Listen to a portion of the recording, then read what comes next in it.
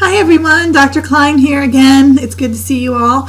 I just wanted to take a few minutes and speak to you about this week's topic. Here in week 3, we're going to start focusing on jurisdiction and policy making boundaries. And in this week for your readings, you had to read 2 chapters, chapter 4 and chapter 7 from the CRIJ text. And you had 1 online reading from Howard and Siegel in 2004, and then your final readings for the week were the first of the 2 Supreme Court cases this week. Excuse me. So we're finally getting around to reading and examining Marbury v. Madison from 1803, and then the second one, the Youngstown Sheet and Tube Company case that focused on government seizure of the steel industry during the Korean War. So this week, really, the main theme of what we're talking about here is that people sort of have to stay in their own lane. And when we talk about jurisdictional boundaries, we're really talking about local and state and federal officials that are in charge of very specific nuanced areas and very specific laws only, right? There's only certain things that the federal government gets to oversee, and there's only certain things that the local governments get to oversee as well. So for instance, your old example, that the federal government isn't going to be the body that gives you a parking ticket, and your local municipality isn't going to handle your bankruptcy case, right? Everybody has their own things that they're in charge of, and there's not any overlap, and it's just easier that way so there's no confusion. So everybody has the specific power that they have for a specific given area. So what I really like about chapter 4 of the CRIJ text that you had to read this week is that it does just a really great job of explaining the breakdown of state and federal court system structures. So when we're talking about a criminal case, you have to ask, where do the specific cases go? And what really is the progression through the hierarchy of courts? So when we're talking about this, let's just start with a state crime, right? So if you commit a crime at the state level, let's say assault, battery, carjacking, whatever it may be, you first start off at your local court, trial court, right? So whatever state, whatever district that you're in, you start out at the trial court there. Then if you are convicted and found guilty, you will then go to appeals court for your state. And every state is different, so I just say it in a general sort of tone. So if you don't win your appeal, or they deny you the decision that you want, or they side with the state, then either party can then appeal it to the state Supreme Court. If then you still don't win, or the state still doesn't get the outcome that they're looking for, you have one additional source of appeal left, and you get to go to the United States Supreme Court. But if you're talking about a state case, you have to make a constitutional argument that your rights are being violated, or that the punishment is against the 8th Amendment, or something like that. It violates it. So if you can get to the Supreme Court at the state level, that's fantastic. But we also have an outlet for people to move through the federal system as well. So let's say you commit a federal crime, right? Let's go with the old standard of drug trafficking, right? So I'm caught and arrested for drug trafficking in my area, and my trial starts off at the federal district court level. This is basically the trial court level for the federal system. If I'm found guilty there, I will then move to the Circuit Court of Appeals, and there are a bunch of them scattered throughout the country. And for the area that we're in, for most of Texas, we are part of the 5th Circuit Court of Appeals, and that courthouse is located in downtown New Orleans, right off the French Quarter there. So I guess technically not downtown, but in the quarter area rather. So you would go to the 5th Circuit Court of Appeals. If they then deny you your appeal, or you're still not happy with the outcome, you have one last opportunity, and that's again to the United States Supreme Court, which is the federal and state court of last resort. But even though that this option exists for you, it really is not something that is I guess achieved successfully all that often. So if you can get to the Supreme Court, of course, they're going to look at your case for constitutionality issues. But it's very difficult to do that. And this semester, we're looking at 11 different SCOTUS cases, and that's just a blip in the larger grand scheme of things when we talk about how many cases they have really heard over the course of their existence.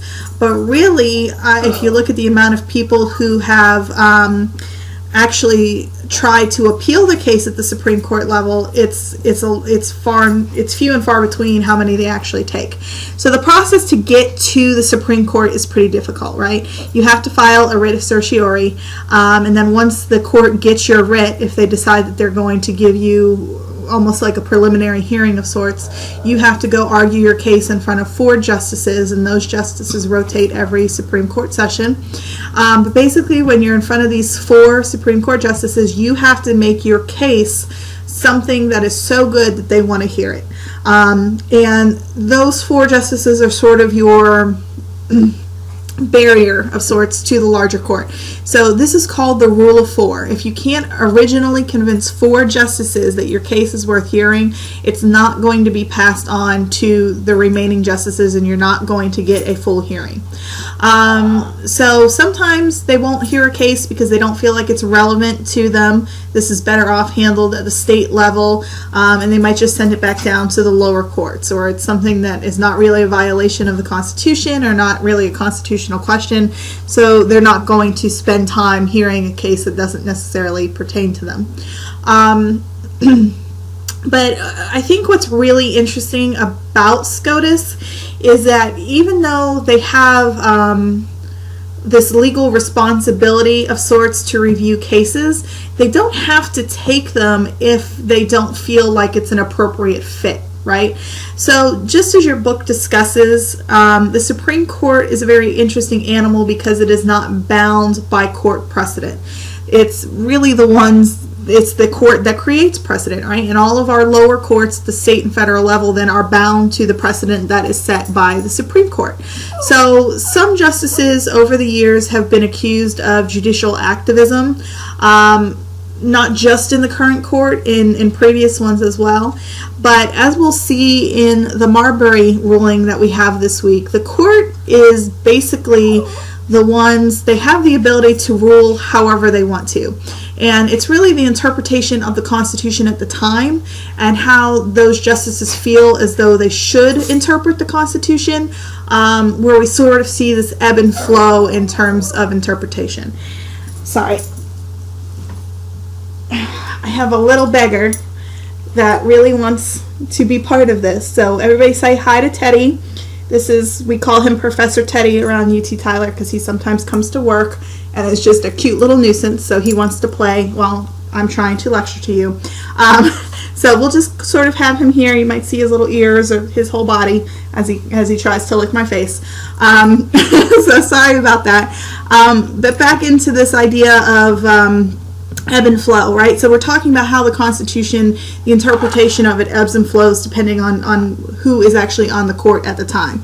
And I really think that the best way to sort of talk about this ebb and flow is through the discussion of the death penalty, right? And it's the classic example where the court has had the ability to change its mind, right? So if you remember in earlier decades, nearly every state in the country at one point had the death penalty statutes on the books, but some of them would very rarely use them. And the majority of states that did use the death penalty were located in the South, or sort of the higher parts of the South. So deep South and then getting closer to the North kind of South. But really, it was the states that did use the death penalty. It was sort of this arbitrary application of how they would actually engage in the sentencing of death, right? So tons and tons of problems, tons and tons of procedural issues that kept taking place. And what you would continuously see is that there would be really no uniformity in how the death penalty was sort of administered or who would be sentenced to death row. So you would see tons of procedural issues. There would be tons of racial disparities in terms of sentencing. The application of the death penalty was used on minors, on those who were considered to be intellectually disabled, sometimes even the criminally insane, and really for crimes that for a long time did not even necessarily have to involve the death of the victim, right? So people were getting the death penalty and they hadn't even killed anybody in order to get that. So in 1972, we have very famous case. We know it now as the collective Furman decision. And basically in that decision, the Supreme Court said to the states that were using the death penalty that the current use of the death penalty under the current statutes was unconstitutional. And if you're going to continue to do this, then you need to revise your death penalty statutes. And of course that made all the states that use the death penalty very angry, but they said if we want to continue to do this, then we're going to have to make some revisions. So 4 years later in the collective CRIJ decision, the Supreme Court backtracked and changed its mind and changed its own sort of precedent, if you will. So again, it's this ebb and flow, right? At one point in time, something was unconstitutional. 4 years down the line, changes have been made. They've implemented automatic appeals. They've implemented bifurcated trials, death qualified juries, all these good things that were put in place as safeguards for sort of protect against this arbitrary application of the death penalty. And the Supreme Court said, because you made these changes, we will now approve your state statutes, and now it is now constitutional once again to implement the death penalty. And moving on from there, we know a lot of states didn't even bother to re-implement, and a lot of states just said, we're good, we don't use it anyway, we're not going to put something else in place that we didn't even use. It's sort of a waste of time for us. So states that wanted to continue to use the death penalty then had to put their new statutes in place. So with this ebb and flow, we really see the specific temperament of a court shine through at any given time. And the court's temperament is really a large reflection on the executive branch that appoints the court, not just at the Supreme Court level, but all federal judges, in fact. So as we discussed earlier, the president is the one who actually is going to appoint a justice to the Supreme Court, and is actually going to be the one who sets the court, but Congress is the one who actually has to approve of the judges that are being appointed by the president. And this is true for the Supreme Court, this is true for district court, Court of Appeals, all kinds of judges, right?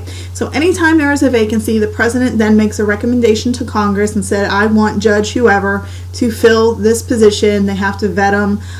They have to make sure that this person is an appropriate fit, and then they give congressional approval to the judge for the president.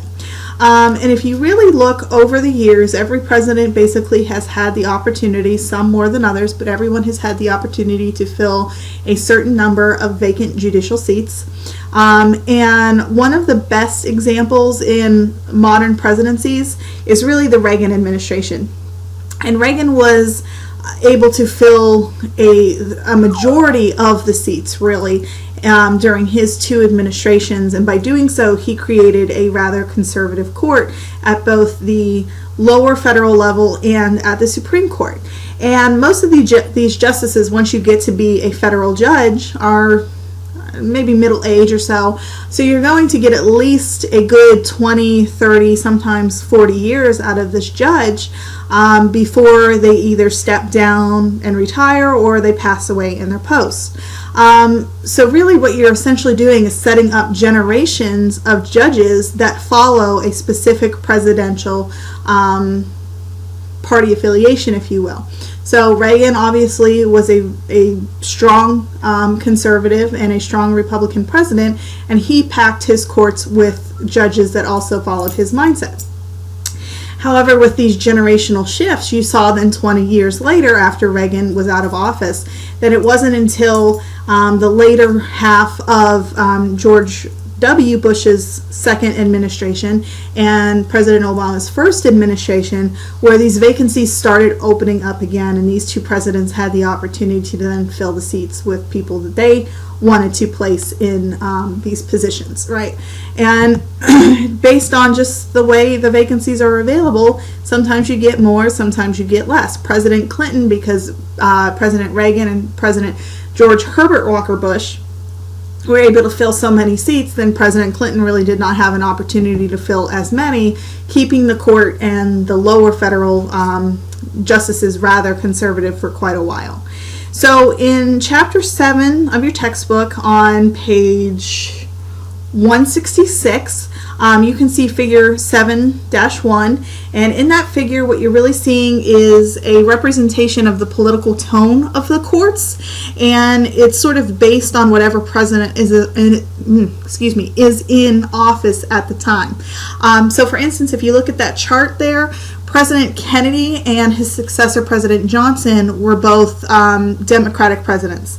So it would make sense that the majority, or there would be more liberal decisions being made in their courts because they filled the seats with Democratic or more liberal judges, right? And then you see the next president that comes, President Nixon, was a Republican, so during his tenure he was trying to get more Republican judges on track, and the judges were making more conservative styles of decisions. And you can see this goes through with Reagan and George Herbert Walker Bush. You see more conservative decisions being made. There's an increase when Clinton is in office. He's a Democratic president. So on through George W. Bush and President Obama. The decision making of those justices really fall in line with the actual president who is in office, no matter what side of the aisle they fall on. So it's going to be very interesting to see what the new president is going to do and how much opportunity he will have to pack the courts with conservative judges. And it will be really interesting to see who he's going to pick for the Supreme Court, given the fact that President Obama's nominee has been sort of stalled for so long. So it'll be interesting to see who he picks and if he is going to pick people like he claimed he was going to do during the election. So we'll just have to wait and see, right? So I will leave you guys there. I'm sure that your classmates for this week's mini lecture are going to focus on some things that I didn't necessarily cover and focus on different avenues of the readings compared to what I covered. So I don't want to risk it and overlap too much with what they're going to say in their discussions. So I really hope that you guys are enjoying this class so far and the material. I know that I am. It's one of my favorite classes to teach you guys. And I just think currently with where we're at in the country, it's such a great class to be able to teach and to discuss all of these topics that have real relevance in our life at this exact moment. So this week, make sure that you watch your classmates' videos on the Supreme Court cases and on the mini lecture for the weekly topic. And make sure that if you have any questions about the discussion boards or about the weekly writing assignment, you get in touch with me with plenty of time before that is due. And I'll be happy to answer any questions, take any comments, anything that you want to talk to me about. So if you don't have anything, I will see you guys in week 4. And I think in that week we talk about decision making or policy making at the federal court level. So I will see you guys then. And just want to say goodbye. Say bye-bye. See you guys. Have a good week. Bye.